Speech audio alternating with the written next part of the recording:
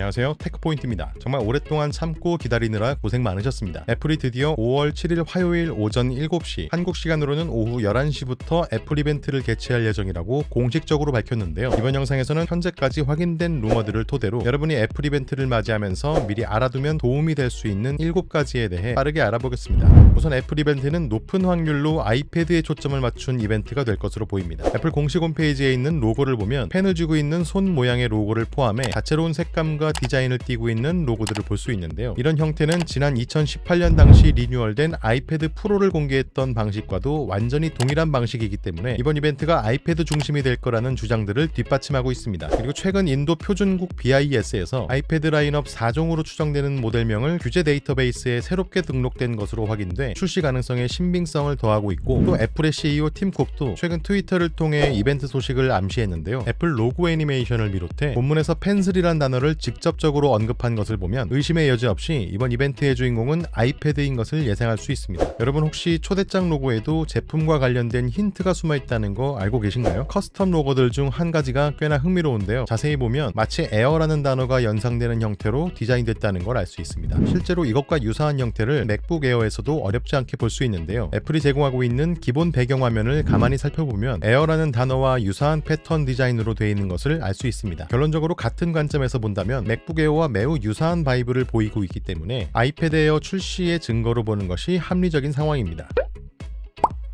앞서 보셨던 초대장의 메인 로고와 함께 팀 쿡의 트위터 게시글에서 펜슬이란 단어를 직접 언급한 것은 새로운 애플 펜슬의 출시를 예상할 수 있는 뚜렷한 정황으로 보이는데요. 애플이 지난 2018년 당시 대대적으로 리뉴얼된 아이패드를 출시하면서 2세대 펜슬을 함께 공개했던 것을 떠올려 본다면 5월 이벤트에서 3세대 애플 펜슬이 함께 공개되는 것이 가장 이상적인 타이밍이 아닐까 생각됩니다. 현재 3세대 애플 펜슬에 예상되는 것은 크게 3가지인데요. 스퀴즈라고 불리는 압착 형태의 추가 제스처, 새로운 마그네틱 장착 방식을 가진 추가 펜촉, 그리고 지난 2020년에 애플이 출원했던 특허 기술인 컬러 샘플링 기능 등이 추가될 것으로 예상되고 있습니다. 애플 소식에 정통한 블룸버그의 마크 거먼은 이번 제품에 최초로 햅틱 피드백이 탑재될 거라고 밝혀 사용자들의 눈길을 끌고 있는데요. 작은 탭틱 엔진을 통해 그림 도구를 전환할 때와 스퀴즈 같은 제스처 사용 시 진동을 통해 피드백을 경험할 수 있게 될 것 같습니다. 이벤트가 시작되면 가장 먼저 소개될 것으로 예상되는 제품은 바로 아이패드 에어입니다. 디자인 변화를 가늠해 볼 수 있는 CAD 도면을 비롯해 현재까지 다양한 정보들이 유출돼 왔는데요. 그동안 한 가지 사이즈로만 출시해왔던 에어 라인업에 최초로 12.9인치가 예상되는 큰 모델의 출시가 유력하고, 이전 모델과의 차별화를 위해 카메라 범프도 새롭게 디자인되었다고 합니다. 그리고 올해 모델부터는 전면 카메라가 가로형 배치로 바뀔 거라는 전망이 우세한데요. 현행 모델인 아이패드 10세대에 적용되면서 사용성이 개선됐다는 평가가 많아서 기대되고 있지만, 측면 상단의 애플 펜슬을 거치해 충전하는 구조적인 특성을 고려할 때 카메라와의 간섭이 우려되기 때문에 과연 애플이 이 부분을 어떻게 해소할지에 대한 관심이 모아지고 있습니다. 성능적인 부분을 보면 기존 M1에서 M2 칩으로 업그레이드 되는 것이 유력하고, 메모리는 기존과 동일한 8GB가 유지될 것 같습니다. 다만 최근 루머들은 64GB인 현재의 저장 공간이 128GB로 업데이트될 가능성도 있다고 보기 때문에 용량에 대한 사용자들의 기대가 더 커지고 있습니다. 참고로 아이패드 에어 12.9인치 디스플레이가 얼마 전까지만 해도 프로 모델에 사용됐던 미니 LED 패널이 탑재된다는 루머가 나오면서 한동안 정말 큰 관심을 받았었는데요. 하지만 최근 나온 소식에서는 패널 비용의 부담으로 인해 결국 기존 LCD 패널을 탑재해 프로 모델과의 차별점이 유지될 거라고 애널리스트 로스 영이 해당 내용을 번복해서 안타까움을 자아냈습니다. 아이패드 에어의 출시 가격은 와이파이 64GB 모델 기준 10.9인치가 $599, 그리고 새롭게 런칭하는 12.9인치는 $799로 예상되고 있습니다.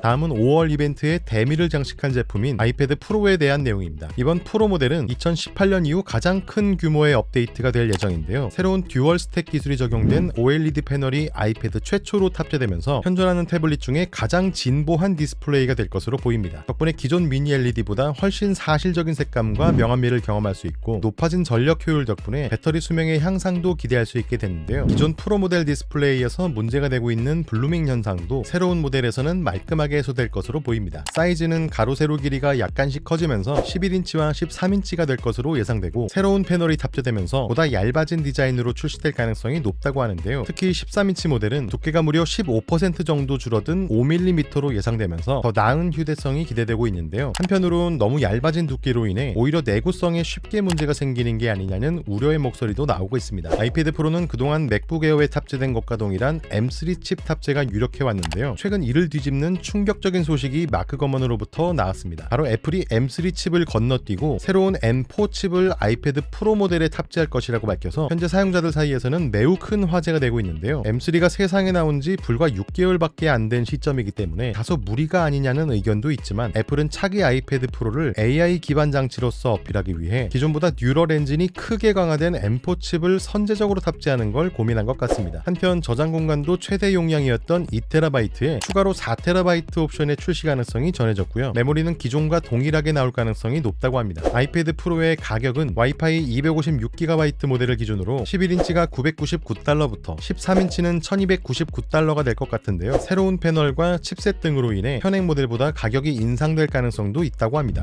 또 한 가지 아이패드 프로와 함께 공개될 것으로 예상되는 제품이 바로 매직 키보드인데요. 과거 마크 거먼이 전했던 소식을 살펴보면 새로운 매직 키보드는 알루미늄 소재로 제작해서 맥북과도 비슷한 고급스러운 형태가 될 거라고 전망한 바가 있습니다. 이것과 궤를 같이 하고 있는 애플의 디자인 특허도 일부 유출되면서 신빙성을 높이고 있는데요. 내용을 보면 아트 작업을 위해 클립보드 모드로 변형이 가능하고 또 키보드 힌지 부분에 애플 펜슬을 집어넣는 방식으로 수납과 충전이 가능한 공간도 확인됩니다. 한편 매직 키보드의 뒷면을 통해 아이폰이나 애플워치 등을 무선으로 역충전할 수 있는 흥미로운 특허도 유출됐는데요. 만약 이대로 출시된다면 기존에 비해 매우 효율적인 방식으로 매직 키보드를 사용할 수 있을 것 같습니다. 추가로 내부에 위치한 트랙패드의 크기가 지금보다 더 커진 모델이 출시할 거란 루머도 나오고 있어서 매직 키보드를 기다리고 있는 많은 사용자들에게는 여러모로 반가운 업데이트가 될 것 같습니다. 가장 중요한 건 제품을 언제부터 국내에서 만나볼 수 있냐는 건데요. 통상적으로 제품 발표 이후 전파 인증 기간을 거치면 국내 출시까지 약 2에서 4주 정도가 소요되는데요. 국내 출시는 대략 6월 초가 될 가능성이 높고 사전 예약은 5월 말 정도부터 진행될 것으로 예상됩니다. 궁금한 점 있으시면 아래 댓글 남겨주시고요. 도움이 되셨다면 좋아요만 눌러주세요. 영상을 만드는데 정말 큰 힘이 됩니다. 지금까지 테크포인트였습니다. 고맙습니다.